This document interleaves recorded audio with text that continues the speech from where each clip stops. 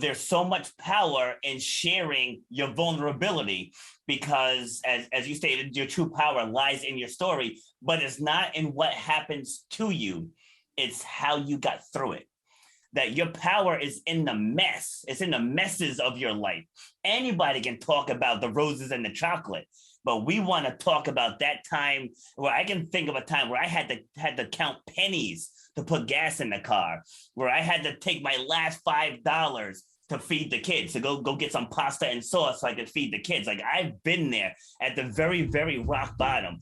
The more vulnerable that you can get, the more in tune with your emotional side that you can get, you now have the power to change more lives.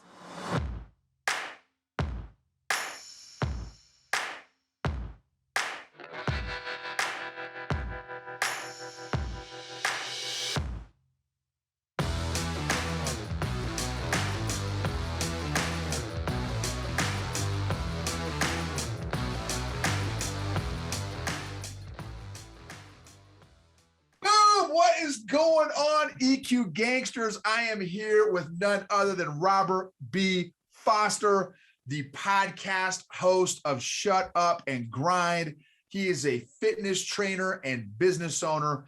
One of his powerful quotes I love that when we just did an interview, when I did an interview with him just last week, your true power lies in your story. And I absolutely love that quote. For those of you all that are new, thank you for watching our YouTube channel or listening to our podcast, EQ Gangster. For those of you all that are ready to level up your emotional fitness program, check us out at eqgangster.com/mafia. What? That is our community where we are helping people grow intentionally, specifically in the area of their emotional fitness, their emotional intelligence. And so, again, we are super excited to have you, Big Robert. So excited to jump into your story, man, learn about you, how you have grown through your emotional fitness journey. As a podcast host, as an entrepreneur, as a man, as a father, you know what I mean? All those different areas and stuff. So, Robert, please tell us about yourself, man. Tell us your story. Well, first and foremost, thank you very much for the opportunity of coming on and sharing the story. So definitely appreciate that. So there is so much to my story. So I will give the most relevant parts that I feel as to what your audience may want to hear. And anything else you want to expand on, just let me know and I'll expand on it. So we're going to go back to my childhood. So I am the youngest. I'm the baby of 7 siblings. Right. So big old family. So now we were all athletes, including my parents. So being the youngest, it was really tough to get attention. Now you would say with the mom, you get the cuddler and everything else. But just once you start getting a little bit older and being the youngest, all the older kids, they have more freedoms. They get more attention. They're playing sports. They're doing like chorus and band and everything else that I just wasn't old enough to do yet. So you kind of get that little bit of envy going on there. Because like, even though they would label me as a crybaby, but I knew like if I cried, mom would come running. So that was my way of getting mom's attention. And then of course, when you cry, what happens? They tell you you're a crybaby, you're being a punk, you're being this, you're being that. So crying was always seen as a form of weakness. So it's one of those things where as you get older, you keep hearing that more and more. If you ever cried in, say, middle school or high school, people will pick on you. And again, and just make you feel like you're weak for showing that level of emotion. And so then we fast forward a bit to adulthood now. Now it's like, it's power. There's so much power in sharing your vulnerability because, as you stated, your true power lies in your story, but it's not in what happens to you. It's how you got through it.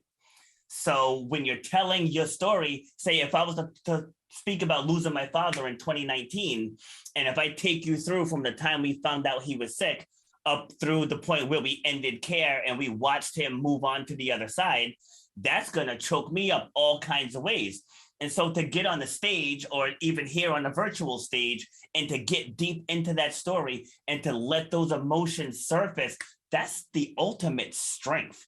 Like there is no weakness in that. And anyone listening, anyone like in a live audience and you see someone reach that level of emotion, not one person is going to think he's being such a punk right now, right? Not one person is going to think that. They're going to be like, wow, that takes a lot of strength. That takes a lot of courage. So I'm glad that you're on this mission that you're on so we can let people see that your power is in the mess. It's in the messes of your life. Anybody can talk about the roses and the chocolate, but we want to talk about that time where I can think of a time where I had to count pennies to put gas in the car, where I had to take my last $5 to feed the kids, to go get some pasta and sauce so I could feed the kids. Like I've been there at the very, very rock bottom. And it's very easy to say I'm an international speaker and I'm a business owner and I was an all-American athlete. But one of the biggest stories I tell was when I was competing in a track meet and my kneecap separated and went 3 inches up my quad. You know, because if I sit here and just talk about all the good, people gonna think, oh, he's just bragging on himself. But it's like, no, like I reached that level, but I also hit dirt bottom and I had to battle back from that dirt bottom. And that's a whole story in itself.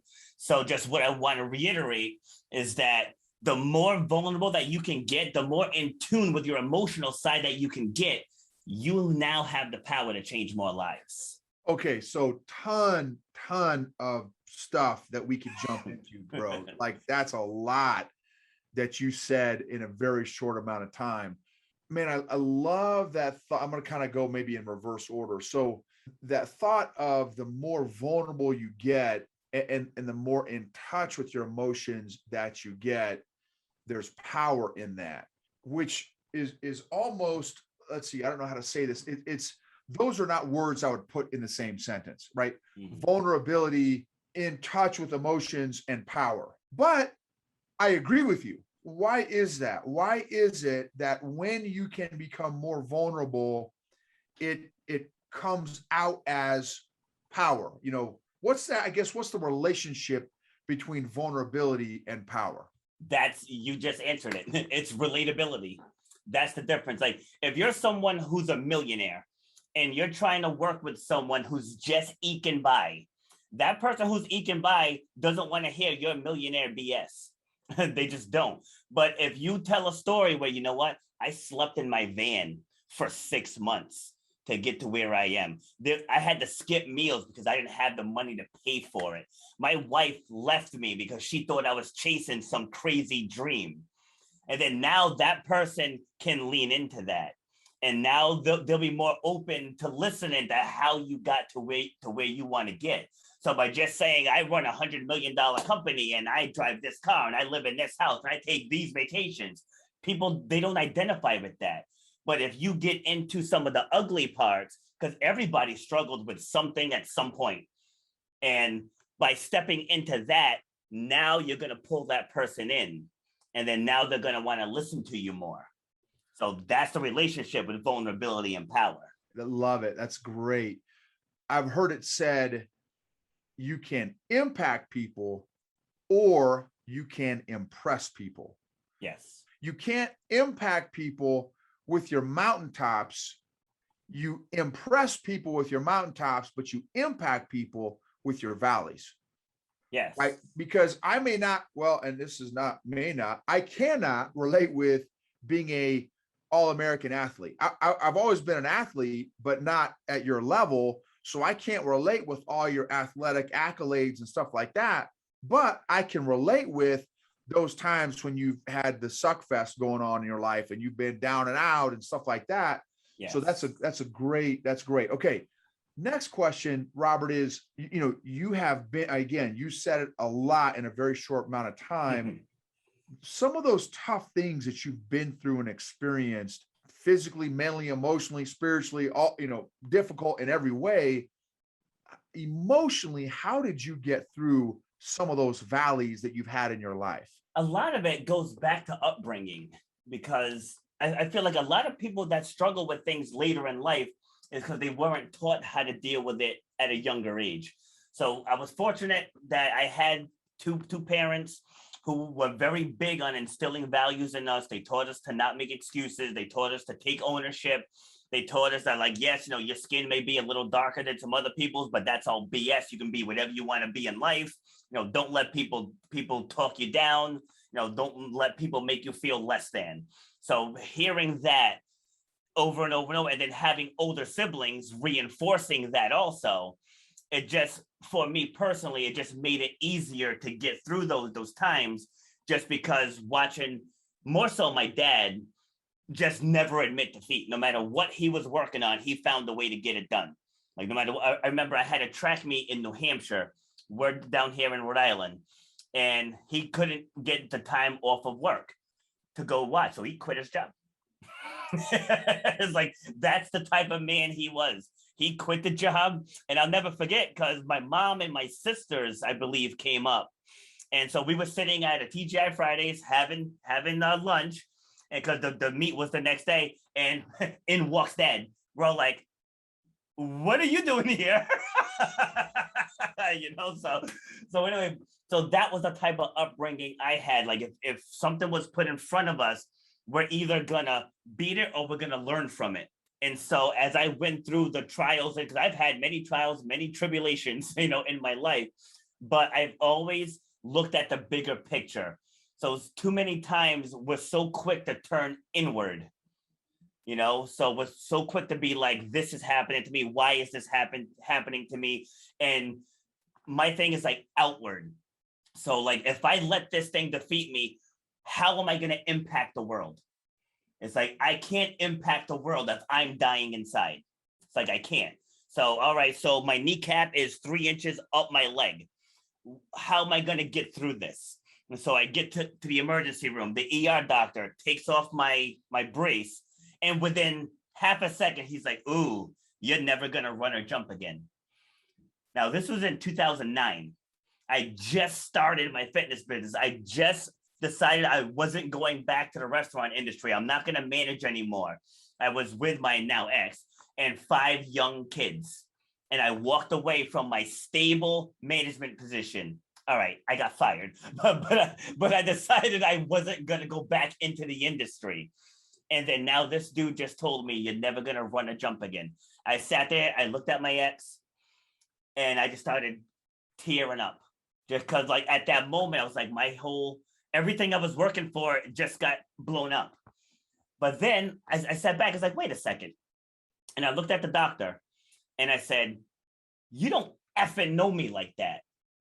I said, "No disrespect to you and your PhD, but your PhD has nothing to do with my will to come back from this." And I left it at that. And then from that moment on, I had the surgery, and then I went to work. And they told me I was going to be in rehab for 18 months. I checked out and went back to work in 4. Now, granted, I was still hurting a little. I was still hobbling a little, but I went back to work. I ran 5 months later. And again, I looked like a newborn giraffe, but damn it, I ran. And I knew at that moment, I'm going to come all the way back. And I did. So that was 2009. So in 2016, well, actually, let me back up. So I heard it in a track meet. I was doing the high jump. And so it's kind of stupid too, because I already had my event won, but at the time I was 34 and there was a 45-year-old still in it. And I'm not letting his old ass beat me. so I was like, I'm gonna take one more jump. And so I go down, I plant, and I felt something, right? I felt a little something. And I go over to my ex. I was like, "Give me the tape." I was like, "I'm going to tape it up." And like, "I'm going to take one more jump." And that was the kiss of death. So I taped it up.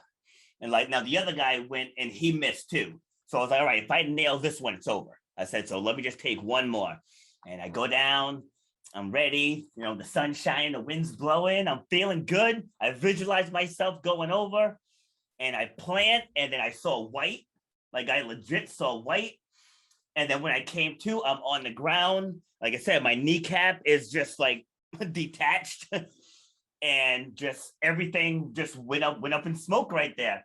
So the athletic trainer comes running over, and I kind of had my hands like this over my knee, so she really couldn't see. And I was like, I said, my wife, she called the ambulance already. She's like, oh, I don't know if you're gonna need an ambulance. Then I moved my hand, and she's like, oh my God. She's like, oh my God. And she's like, how are you not screaming in pain? I said, oh, this? I'm like, I can't feel this. It went completely numb, completely numb. So I had no pain, thank God. But the next thing out of my mouth is I said, when do I get my medals? Like a true athlete, right? Like, when do I get my medals? So let's fast forward now. So I'm out of rehab. And then I coined the hashtag, which I actually have a picture of it up in my room, which I need to put it in this room, but it's ignore the never, because that doctor told me I was never going to run a jump again. And you take that never out of there, it says you'll run and jump again. So that was how I got through that one. Wow, man, such a powerful story. And man, that is no joke, bro. Wait, and I love. I'm sorry. Let me just add one last thing. Please. And so I got back on the track in 2016. This was at the transplant games in Cleveland, Ohio. And since 2016, I've been undefeated in the high jump, long jump, and I took one L because I pulled a muscle in 100 meters and in the discus. So since that, and I've done just this past weekend, I did my 140th and 141st races since being told I'd never run a jump again. Oh my goodness, bro. That is amazing. And man, there's so many lessons in there. So a massive lesson. Well, I mean, there's a lot of lessons. One is, in fact, I was going to do another episode on this because I've had a number of people that so number one, they are not emotionally aware and not super emotionally intelligent. Number two, and maybe as a result of number one, they're not teaching their kids any of these lessons, these emotional tools, any of these lessons about how to deal with and manage emotions and stuff.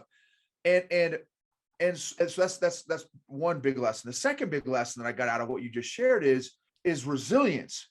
And you probably, so as having parents who are athletes and every one of your siblings being athletes, you guys went through, I mean, that's a beautiful thing about sports and athletics is that you get to intentionally build that resilience muscle all the time, right? I do, I told you last time, I do Brazilian jiu-jitsu. I get to learn struggle every day that I'm in class. I'm learning struggle and I'm learning emotional intelligence and I'm learning, being comfortable in uncomfortable positions and situations. So, which that's what athletics is, because, most of us, maybe unlike you, don't win all the time. Right. And so, just learning, and in jujitsu, there's always somebody better than you. Always, always, always. And so, you got to learn, you got to learn how to maybe reframe failure and reframe it as a learning opportunity and a growth opportunity, not as, the doctor telling you you'll never walk again. I mean, dude, just the power of saying, not only for him and the people around you, but maybe for yourself to verbalize, bro, you don't look, no disrespect to, okay, I don't care if you spent 85 years in school learning how to be a doc and, you're God's gift to a knife or scalpel, whatever, but you don't know that, you don't know this guy, bro. And so like, you don't know me. Don't, the whole, I love, check yourself before you wreck yourself. Like that your education may apply to somebody else, but it doesn't apply to me. Right. And so a lot of great lessons in there. So, and I love what you said. Okay. I learned a lot of this stuff from my parents and stuff, which is amazing and such a tremendous blessing. Was there an age in your life or a phase in your life where, or an event in your life where you're like, man, I need to start being more intentional at growing my emotional awareness or growing my emotional, strength or intelligence? Was there a moment or event or not necessarily? It was more so once I started training. Well, actually, no, we can even go back further than that. So when I started managing, I started managing a small diner at 15. So like I was an assistant, I was an assistant manager. So one of the first moments, like it's not really tied to the emotional side yet, but I feel it's still relevant. And so, like I said, I was 15. It was kind of busy. The owner ran home for a bit because he only lived like a mile and a half away. I was like, you know what? I'll hold it down. Like I'll hold it down. Go ahead. I got a little busy, of course. And so I was like, do I call him? I was like, you know what? I'm gonna get through this. I'm just gonna get through this. And so he comes back. I'm all discombobulated. There's tickets everywhere. People are waiting for food. And so, but what he said to me, he says, you will not make it without me here. And I was like, bet.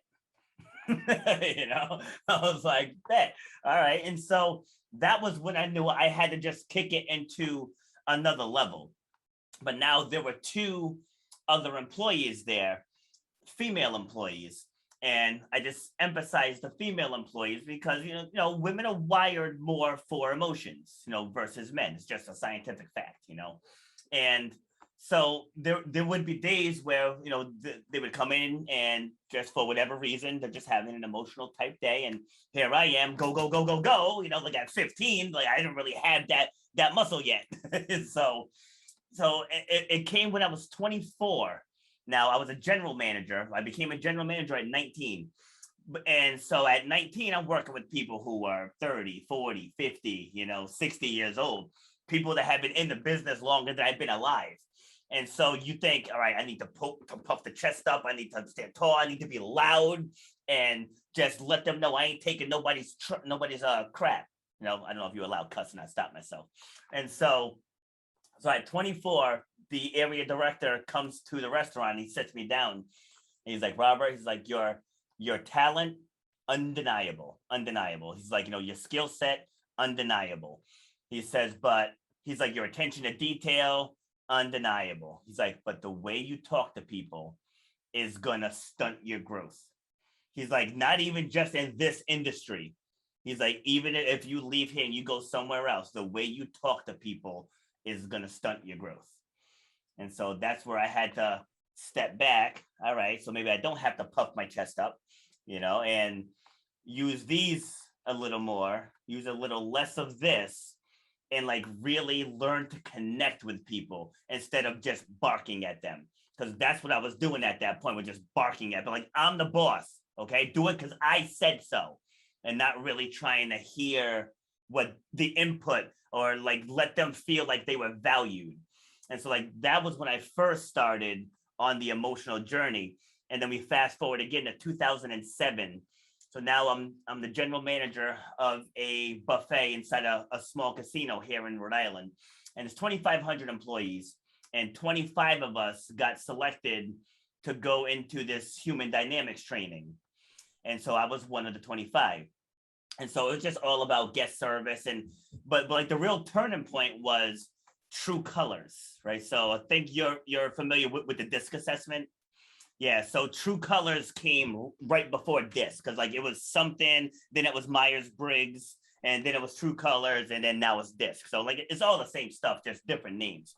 But we went through an intensive training on the personality types and what drives people and what stresses people.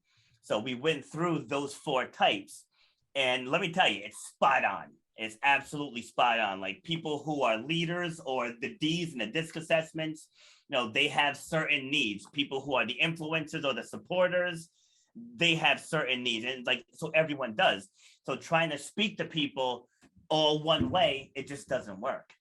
It just doesn't work. So I had to like learn that. Whereas maybe on the surface, I want to be like, just sit the F down and do what I'm telling you. It's like, no. Okay, this person is here. They need to be spoken to this way. And then you give that delivery and then they respond. This one, they don't care how you talk to them. I can tell them to sit the F down and do what I said, and they'll go do it. Then you got the Y person. the why. Well, why do we have to do it that way? Well, why does that? Well, why would they say that? And then you got to be prepared to answer all the questions, right? Because they're gonna question you to death. And then the leaders want the process. Like they want the entire. All right, so we're gonna. All right, then what are we gonna do after this? And then who's gonna report to this? And then who's gonna bring this here? Like they want the process. And so like learning that was where I really grew into connecting with people on a deeper, more emotional level. And we take it to what I'm doing now is as I'm helping people go through their stories and finding the power. And the power, it's never in the good stuff. The power is in the mess. It was when you were at your absolute lowest. And it could be something you're ashamed of, like maybe you cheated on a spouse, or maybe you stole from a best friend, or it doesn't have to be something that major. It could just be you didn't put forth your best effort in something that you could have, and you're feeling some type of guilt or shame for it. Maybe you told on someone who ended up getting in trouble. So like those are the moments that it's like you want to tell, all right, that's what I felt, but this is how I got through it. And then that's the power, because right now there's someone else out there that's dealing with what you dealt with, and they need to hear it like only you can tell it. Like that's the power in the stories. Love that. Love it. I just interviewed a guy yesterday before who's he's a book like a author, big author, and now helps other people write books. Nice. And he mentioned that same dynamic that my story may not impact some of my homies, but your story will, or yeah, vice versa. And so we all have unique aspects of our story that is going to hit somebody. And yes, so to not tell our story is potentially to not help somebody else out, yes, through their particular mess, right? I've heard it, said a couple of cheesy quotes, but I'm a cheesy quotes guy, right? Your mess becomes your message. Yes. The test, you can't have a testimony without the test, right? And so, to your point, that's such a great point. And I love the emphasis on, that just the power, there's power in the mess. And so then I guess how I receive that, again, being in the phase that I'm in, really trying to work on and grow my emotional intelligence and emotional health is, am I as intentional as I can be when going through a valley, right? Am I really trying to be a miner, a digger of what are all the lessons I'm supposed to learn, versus like, oh man, what I would used to do maybe is like, oh, woe is me, and feel sorry for myself. Yes. But now, changing that mindset, like, okay, no, what can I learn? How can I grow? What lessons can I pull out of this? Who else can I help through this journey, through my mess, yes, through the junk in my trunk and stuff like that? You know what I'm saying? Yeah. Great points, bro. Okay. So, yes. So before we hit the next question, let me just double down on what we just discussed, because once you make it bigger than yourself, then it's easier to move on from things. Like going back to the passing of my father. So yes, not having him here in the flesh, yeah, it sucks. Of course it sucks. But when you look at the bigger picture, I had that man for 45 years. 45 years. My two oldest kids grew up without their biological mom. You know what I mean? So it's like, and she's here. She just abandoned them. So it's like, for me to sit there and want to feel pity on myself because he's not here. And then there's kids like my own who grew up without a parent, without one of their parents. There's kids out there who are orphaned. Like I had the privilege of having this man for 45 years. So I stepped into that. So like I can tell that story without it choking me up. Like I can tell that story because he didn't really suffer at the end. He was sick from January and he passed in November. So it's not like he suffered for 5 years and became an absolute shell of himself. Because like he always said, he was an engineer, he was a builder, he was a carpenter, he was an electrician, he was everything. Right? The man could literally build anything. And he always said when he can't build anymore is when his time on this earth was done. and he almost called it. So the last thing he did, my son is also a mechanic, and he and my son fixed my mom's car. And then he went to the hospital the next day to have a procedure, which we knew was risky, but he didn't want to just wither away and have a painful, miserable ending. So they said, if this is successful, he could potentially get 2 to 5 more years. So without hesitation, he's like, let's do it.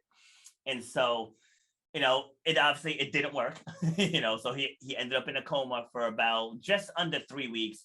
And then we made the decision to end care, but he had 3 generations around him. And we all got to say goodbye. Like, they unsedated him just enough to where he could come to. My mom sang to him their love song. So she's singing the song, and we all got to say goodbye, and we watched him take his last breath. So it's like, that was such an amazing ending for him.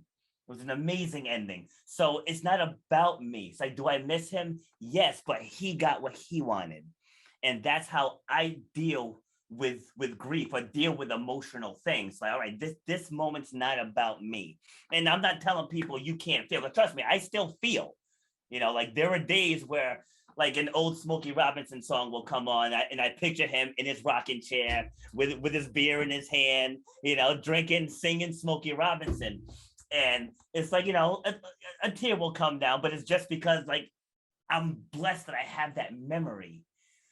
That's what it is. So even if something bad happens to you, say you get into a fight with a friend and a friend punches you in the face and it breaks your jaw, like, that's going to leave a mark, but over time you could be like, you know what?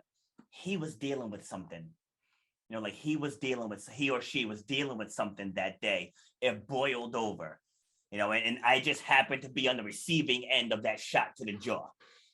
So, like, I can make it all about me and be like, forget him, forget her, we're never gonna talk again. Or I can just take the bruise, I can heal, maybe figure out the deeper meaning as to why what happened, forgive in my heart. Whether the relationship is repaired or not, I can forgive in my heart, and I don't have to carry that hatred or that anger around anymore. So, like, once you step outside of yourself, you'll be surprised who you can impact. And I'll just share one more quick story. I had a guest on my show, Cassandra. She was dealing with systemic lupus, and the effects of it were very, very bad for her. So she was going to get treatment, and the doctors basically told her, there's nothing else we can do for you. So she's like, so I'm just going to have to suffer these flare-ups as they come. And pretty much they're like, yeah. And so she turned to food. She switched up her nutrition. She started juicing. She started researching different foods and, the healing properties that they have. And it ended up, it obviously, it can't cure it, but it definitely lessened the effects of the disease. And so she got to the point to where she was sharing her story, and a local news station picked her up. And then a few days after the airing, she got this random Facebook inbox message from someone who saw the episode, who was dealing with systemic lupus, who was on the verge of ending her life. And hearing Cassandra's story gave her hope. She started juicing, changing up her diet, lessened the effects of hers. So now imagine Cassandra never told that story and it never got picked up by that news station. That woman could have taken her life. So that's what I mean when I say the power lies in the mess.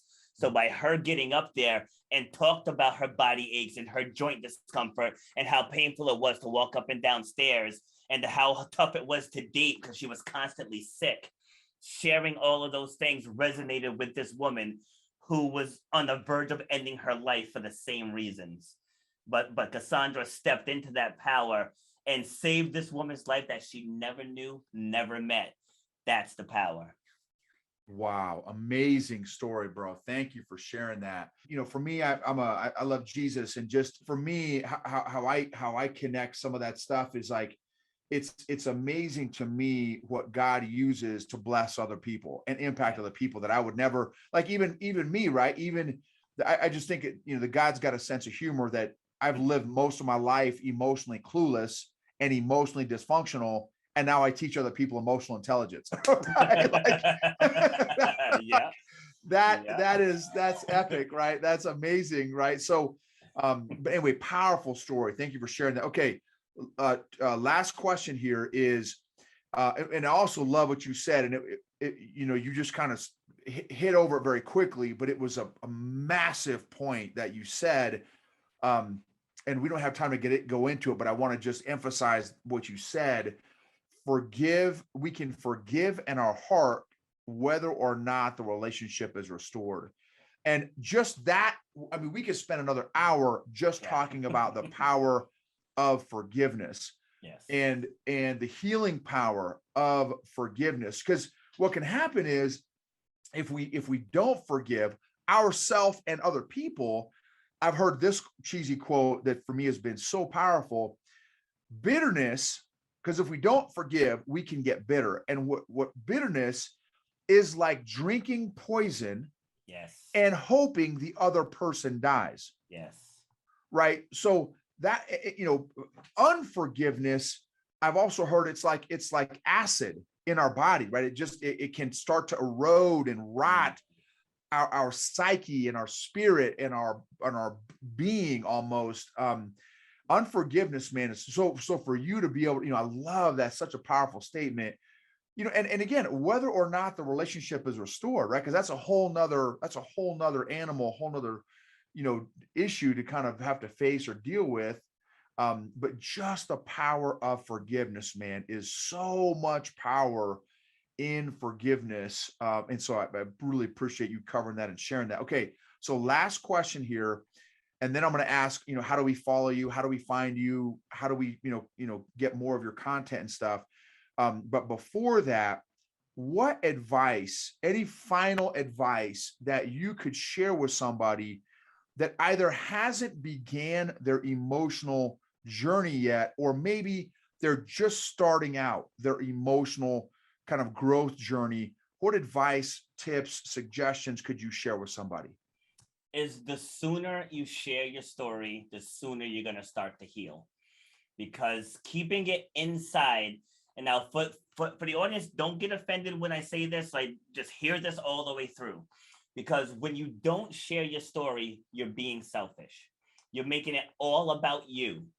And if you want to heal, as I stated earlier, you have to make it bigger than you. It's got to be bigger. So the hurt that you feel, what are the lessons in it? It's like, why are you feeling that way? Like write it down if you need to. Like you said that on my show, write it down if you need to. Write a letter to yourself.